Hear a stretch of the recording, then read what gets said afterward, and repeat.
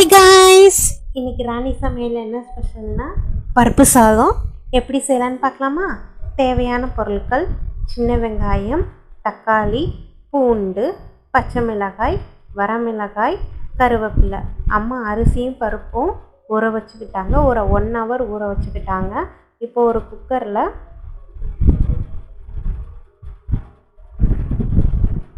தேவையான அளவு எண்ணெய் சேர்த்துக்கோங்க. எண்ணெயும் நெய்யும் சேர்த்து தான் நம்ம செய்ய போகிறோம். அப்போ தான் பருப்பு சாதம் டேஸ்ட்டாக இருக்கும் நம்மளுக்கு.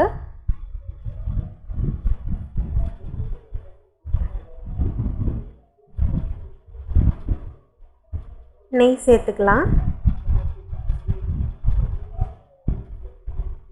ஏன்னா பருப்பு சாதம்னாலே நெய் ஊற்றினா தான் இன்னும் டேஸ்ட்டாக இருக்கும். ஸோ நெய் ஊற்றிக்கோங்க. ஹீட் ஆகட்டும். இப்போ நல்லா ஹீட் ஆகிடுச்சு. இப்போ நம்ம கடுகு போட்டுக்கலாம்.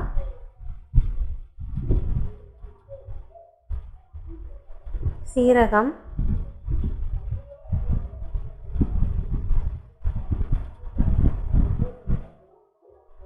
மிளகு,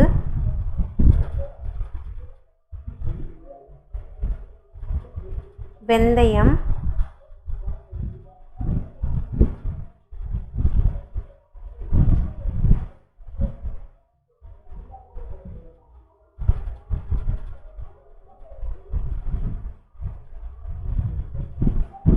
பெருங்காயத்தூள்,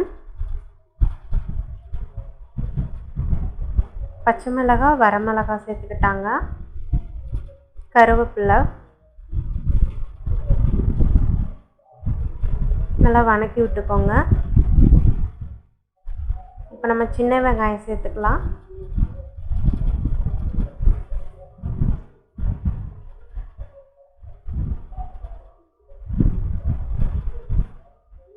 பூண்டு சேர்த்துக்கலாம்.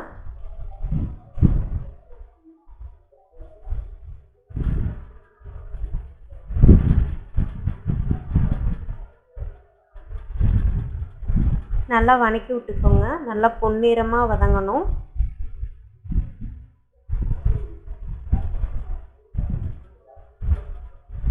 தக்காளி சேர்த்துக்கோங்க.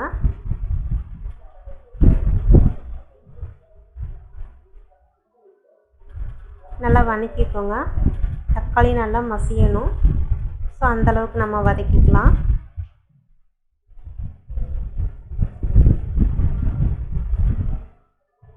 நல்லா மசிச்சு விட்டுக்கோங்க தக்காளிலாம்.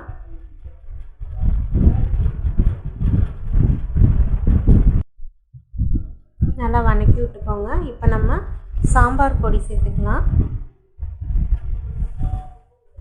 காரத்துக்கு தேவையான அளவு நீங்கள் சேர்த்துக்கோங்க. மஞ்சள்தூள் சேர்த்துக்கலாம். கொத்தமல்லி தழை,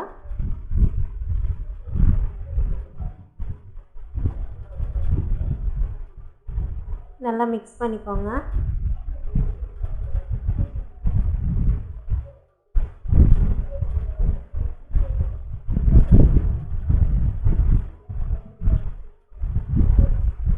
இப்போ நல்லா வணங்கிருச்சு நம்மளுக்கு. இப்போ நம்ம தண்ணி சேர்த்துக்கலாம்.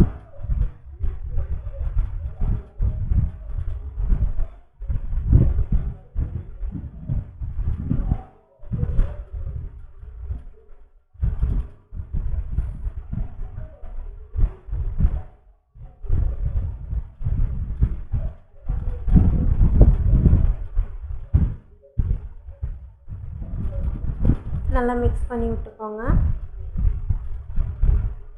நல்லா கொதிச்சிருச்சு.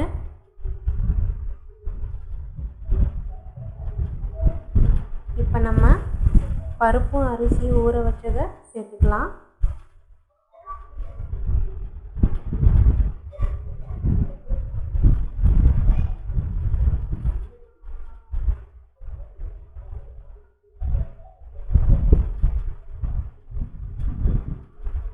தேவையான அளவு உப்பு சேர்த்துக்கோங்க.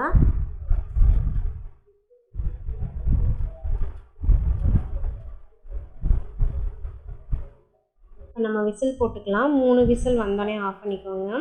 இப்போ பருப்பு சாதம் ரெடி ஆயிடுச்சு. நல்ல வாசனையாக இருக்குது.